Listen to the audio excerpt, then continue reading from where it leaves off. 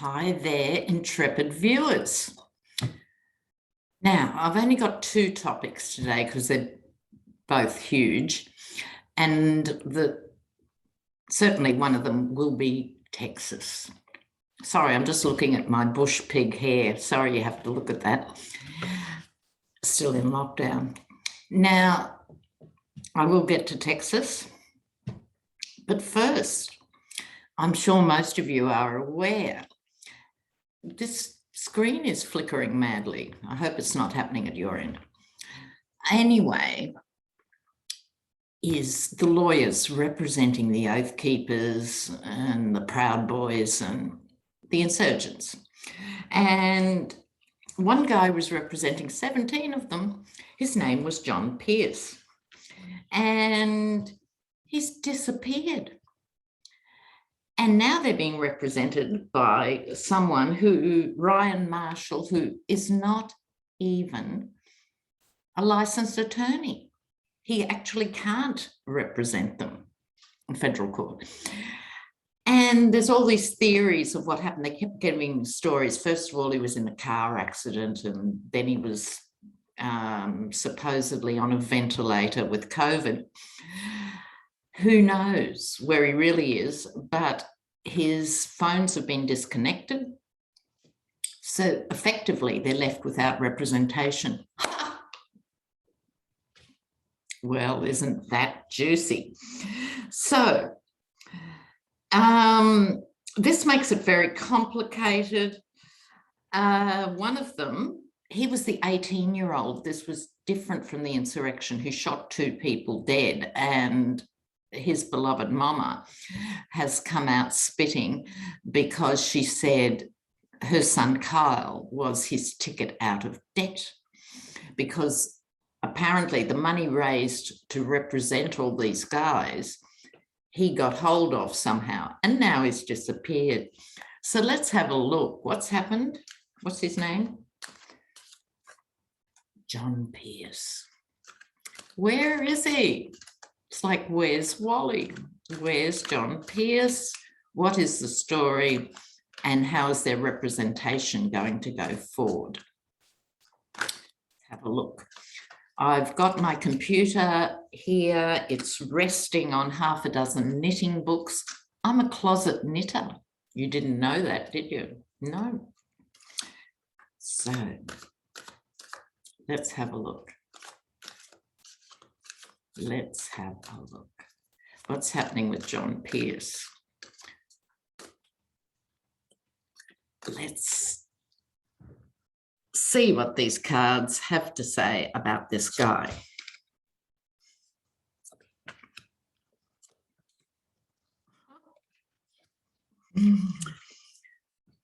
Yes, well, they will need a new person. Now, they got the strength card first off. Now, normally, the strength card is about inner fortitude. You know, there are different types of strength and brute strength, and it's a lovely card, as a rule, except if it's surrounded by other cards that suggest something different, like the devil. You have to rethink the interpretation of the strength card. And the strength card also represents our baser instincts, or our animal instincts. And to a certain extent, you can see how this would apply. First of all, to the guys he's representing, this is just their reflex, their macho, knuckle-dragging, silverback sort of nonsense they go on with. It's a real base level of operation with the guys he's representing, and for himself, running off with the money. So, as I said, the devil card speaks often to not so healthy lifestyle habits. I would suggest the man has an addiction. It could be gambling, could be alcohol, could be both, but I'd put some money on that being the case, which keeps his own base level instincts in play. He made a plan, made himself out to be the guy who was going to save them all, right? And now he's run off with their legal money. Ha! Yeah, I know. I can be a bit bitter and twisted. I try and appeal to my higher self. Okay. But the truth will be told. So I haven't got cards over the water or anything like that. So I think he hasn't bolted for Panama yet. He could do, but I think he's still stateside. I wonder if he'll be sprung for various things. We will find out in the future. Now, Texas. As I've often said, I grew up in Queensland in Australia, and we were called the Texas of Australia because it was a racist backwater and an authoritarian state. I grew up in an actual police state under a Trump guy called BLP Peterson. And he was in for years, and that's why I understand the Trump mentality so well. I was surrounded by it. Right? And the worse he was, the more stupid he was, the more people loved him. And why is that? It's because people are quite tribal by nature, and he made everyone think like a Queenslander, not an Australian, a Queenslander.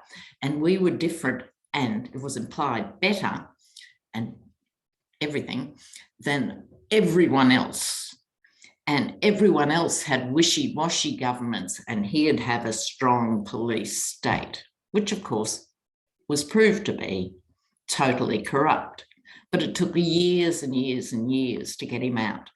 So no matter what he said or did, people thought he was their guy representing them.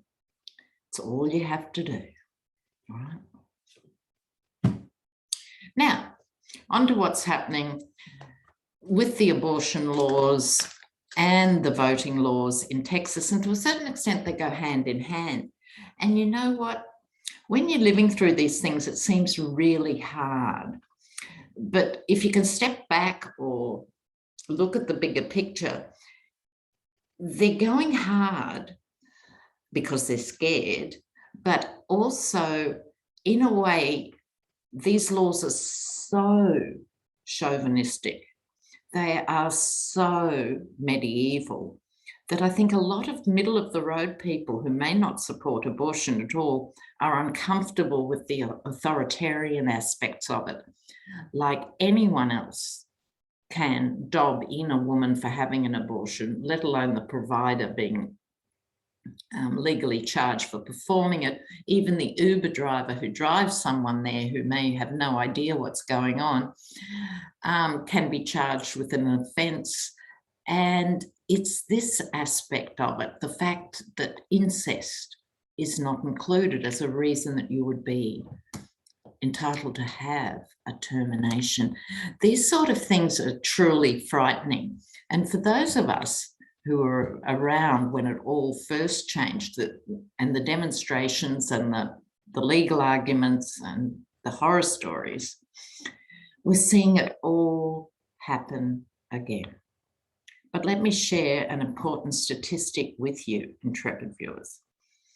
Many years ago, I used to work for family planning, which was our equivalent of, what do you have, Planned Parenthood.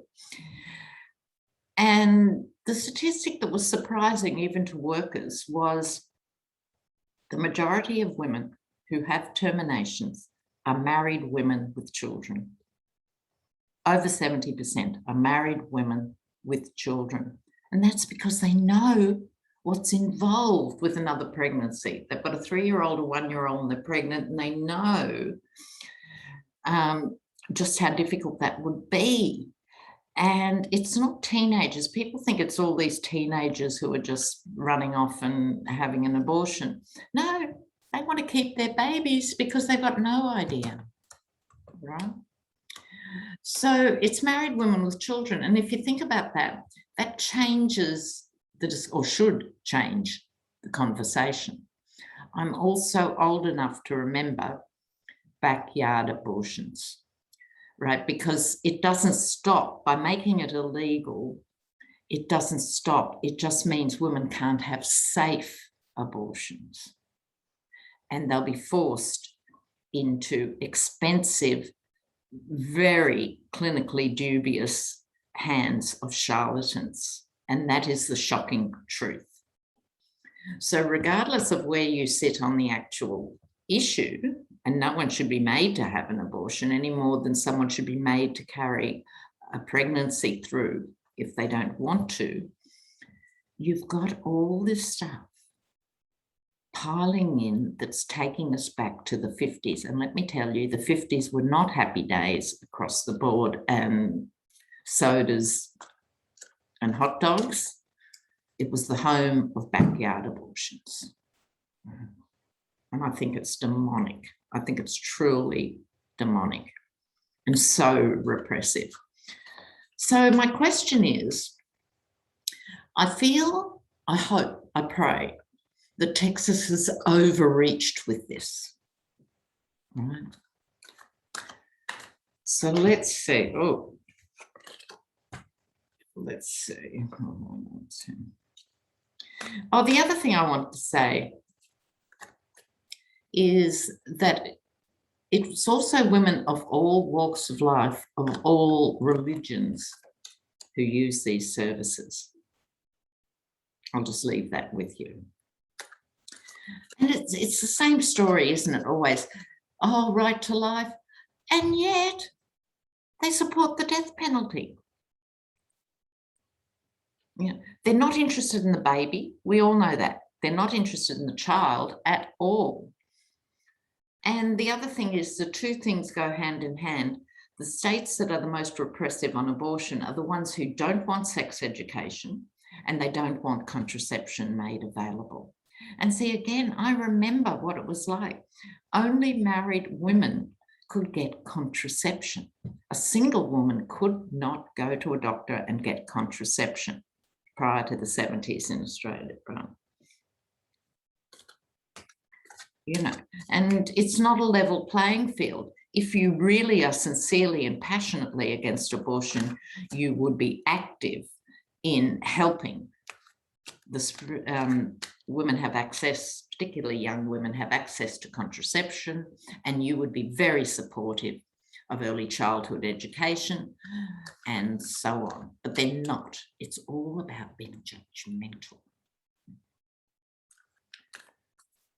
Not the men. They're not saying to the men, if you get a woman pregnant and this was an adulterous act and you cheated on your wife, you have to have a vasectomy. No, we're not hearing that conversation. Perhaps we should put that out there, see how they feel then, you know. Oops. Oh, and the other thing, of course, is wealthy women have never had to deal with this issue. Why? Because they always, aristocratic women, wealthy women, have always been able to access the right doctor who would give them what was called a D&C. No, she didn't have an abortion, she just had a curette. Okay, so it's poor women who are left dealing with this issue. Okay, let's see. How's this going to pan out for Texas? How's this going to pan out for Texas longer term? How's this going to happen?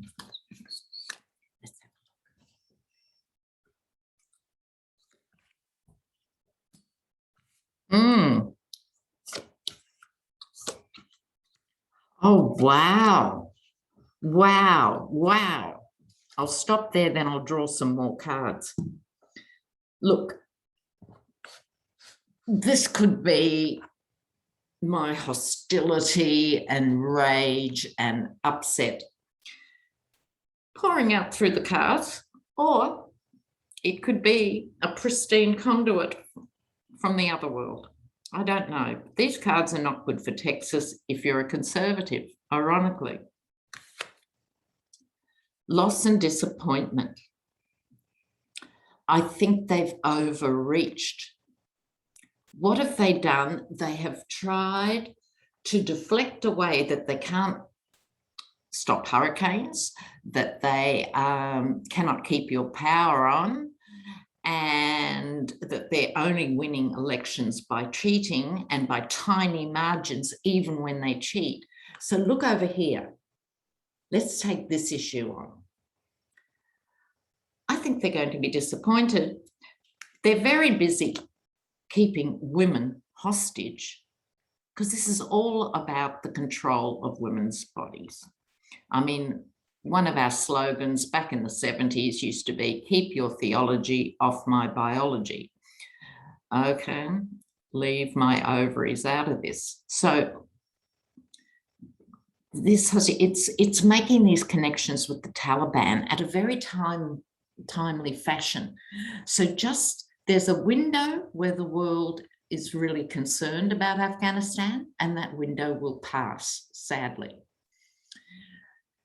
But at the moment, everyone's going, even middle of the road people say, oh, it's going to be terrible for the women under the Taliban. Well, yes, or in Houston or Austin or Dallas. Right? What's going to happen? I'm glad you asked. The tower, and it's actually going to lead to a watershed moment in Texan politics. It's total overreach. I think they've blown it. Now, that's not to say they won't bring these laws in and certain women will be charged, or doctors, or not that it won't happen. But as it happens, I think they've underestimated the overall population. Most people are reasonable people and don't want to see their daughters, their nieces, their sisters treated like this, right? Really, I hope that's the case. Let me have a swig of coffee. It's still morning here.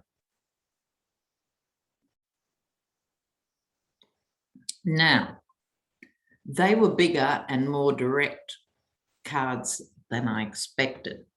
So I think it needs a follow-up. Will it impact in 2022? Will we see a change by 2022? When does Cancun Cruz come up too? When is he up for re-election? How do these people get voted in? Okay. Okay, I'm going to look at 2022 and I'm going to look at 2024. First of all, 2022.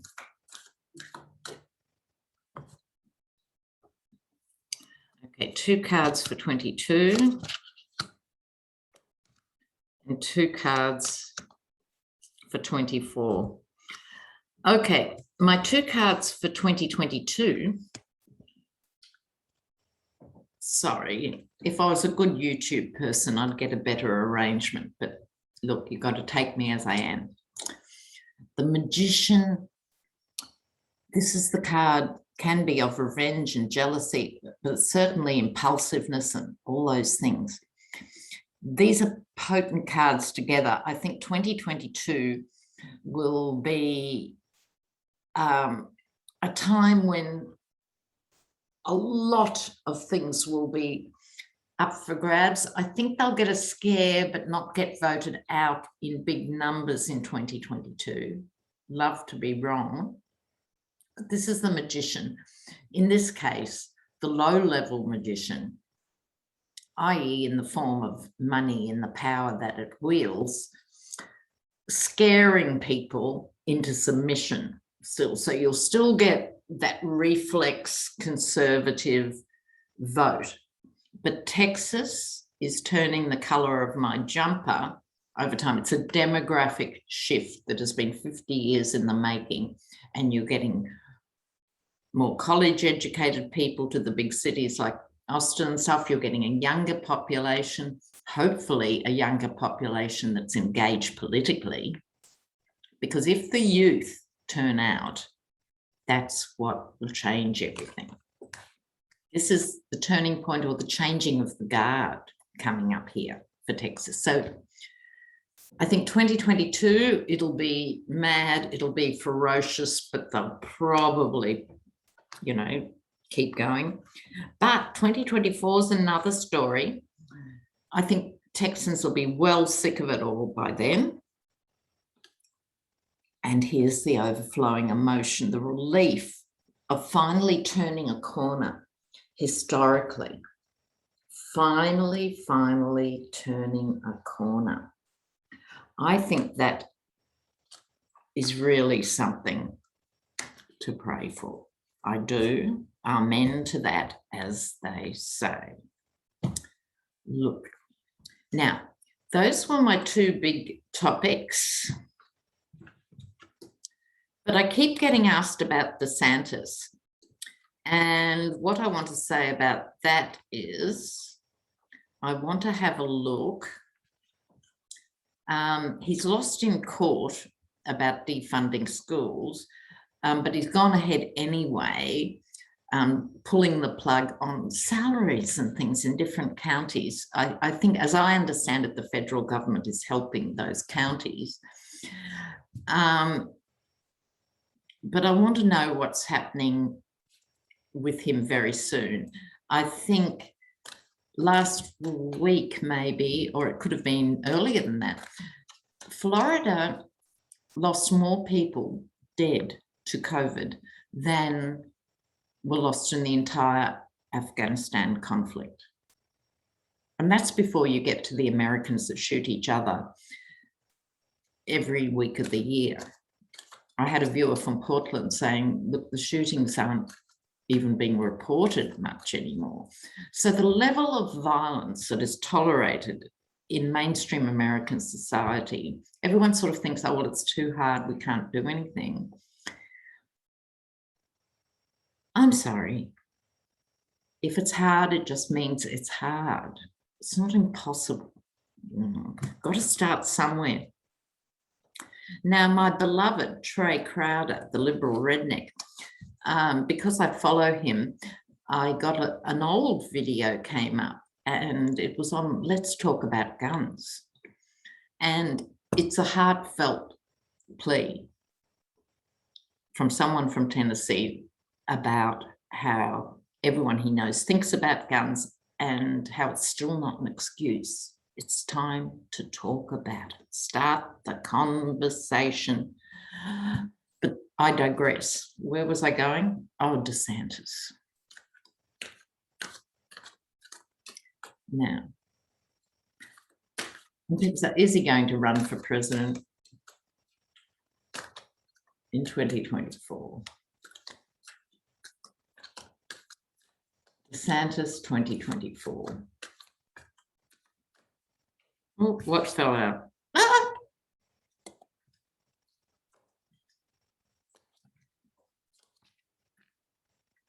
Look. No. Okay. This is him with his life when it was fun and playgirl kittens and getting away with it all and not paying for anything and just all his wheeling and dealing, happy days. Now, not so happy. Not so happy. He is hanging on to money. I don't know whose money. Probably not his. Probably yours, Floridan taxpayers. But he's hanging on. He's going to try for the 2024 experience, but the sun is going to shine on his wheeling and dealing. He won't get away with it. I would go as far as to say that he won't actually even get as far as 2024, is my feeling. It's a bit like I was saying with Texas. He has overreached by saying, I do not care how many thousands of my people die because of my policies. I don't care. I really don't care. I don't care if they get destroyed in collapsed condos because my friends make money. I don't care. I think the sun will be shining but it'll be financial stuff that'll bring him undone. And I've said before, I think it's what he's done with COVID funds will lead to a court case. And then I'm sure, like all of them, there's no shortage of court cases, you know. But the American people need to see these court cases going through and delivering results. The fact that the Yeti could prance around for 4 years and still be walking around is a scandal. And I know the wheels of justice turn slowly. And I'm a supporter of the justice system, even though it's immensely frustrating. But now some of these cases have to start delivering. And these guys have to realize there's repercussions. So apart from Bernie Madoff or whatever his name was, you know, every 20 years, some wealthy guy goes to jail, it seems to me. And it's symbolic. But it's important for, I think, the sanity of the country. And I think Mary Trump is doing a fantastic job. I haven't read her new book, The Reckoning, but I intend to. And it's about how to heal from the trauma of these last 4 or 5 years, because you guys are traumatized. There's no doubt. I'm traumatized secondhand. So you do have to look after yourselves on a very deep level. And it's really, really important that you do that you prioritize your mental health, your physical health in the face of COVID. So it's important to find ways to exercise and so forth, but also your spiritual health. Because all jokes aside, it's really important to be able to step back and get an overview of what's going on. The bigger picture is at play here. And just like Texas, it's watershed. It's a slow motion watershed, right? As it plays out over the next 2 years and the next 4 years, it's agonizingly slow. But in terms of histories of a country, it'll be like Saturday night in terms of America's history when hopefully it's over. But each of you has to stay engaged, has to find a place for your voice to be heard, or how to support another group that is doing frontline work. It could be around the issue of women's rights and women's right to choose. It could be around the environment. It could be around ethics and politics. It could be around helping kids who are learning online. If you're a retired teacher, perhaps locally, you could go and say, I can work with 3 children for 2 hours a week or something. Everybody can do something. Whatever skills you've got to offer to other organizations is always appreciated. And then you feel you're doing something. What I'm worried about on your behalf is feeling helpless and hopeless. And you mustn't ever allow that feeling to take hold. It's an understandable emotion. I do get it. But you can always do something. And that's beneficial for your soul. It will pass. But if people disengage because they're so freaked out and exhausted, then the loud 25% just keep on rolling on, you know. So you've got to preserve your energy and your time and your skills and very carefully say, okay, I've only got the energy for this much a week or this much a month, but I am going to volunteer in some capacity to do this. It could be feeding people, because that's an issue too. Hunger in America is a real issue, to the eternal shame of everyone. And it's a growing thing here in Australia, along with homelessness too, because for every visible homeless person, there's an estimate of 5 to 10 who are actually homeless, but they're sleeping on their sister's couch or they're sleeping in their car when they are in fact homeless people. So if we have sympathy for those, because there, but by the grace of it, could be any of us, just that slippery slope, so you could work on affordable housing. So have a think, have a really good think. Okay, what can I do? What's my little contribution to help? And I think somewhere the worst places are, they're going to be the most exciting frontiers in the future. So with the better O'Rourke's of the future, they always need volunteers and help. And so every state, you've got good people doing things. So ask yourself, what can I do to help? In some small way, I want to help. And then when you know what that is and you're doing that thing, make sure you have big breaks too. Be really kind to yourself. So gamble responsibly and be kind to your mother. And should your mother no longer be with us, light a candle for all the moms. Okay. So you take care, guys, and I'll be back in a flash. Oh, I forgot.